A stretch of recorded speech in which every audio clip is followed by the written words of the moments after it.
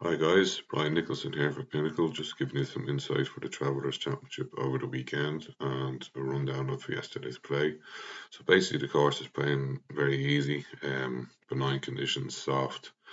The greens are holding really well.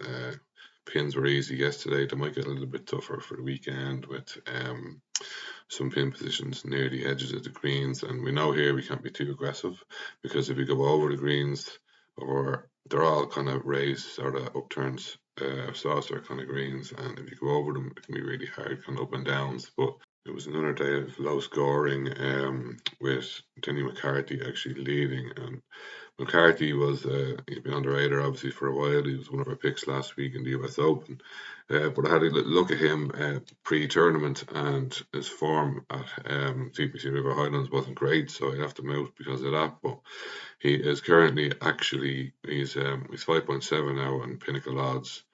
He gained 3.46 strokes on the field from approach, and he ranked third in that department. So he's obviously fit and fired now, and he's going to have an early tee time for today. So himself, Bradley, Scott, and Scottie Scheffler, unsurprisingly, are up there again. And the scoring average was nearly a full stroke under par.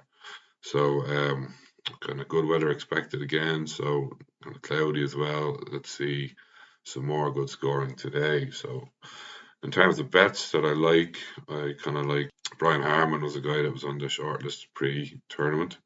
He's had 4 out of 5 top tens in his last 5 visits to TPC River Highlands. He was up there after a couple of rounds challenging the US Open last week as well, so his game isn't too far off. He's out early today, and usually an early tee time means nearly a stroke advantage on the later starters. So 77.83 on Pinnacle. I'm liking to look at Harman, and we can also get him at 2.1 odds against to beat Corey Connors in a match bet if we like that.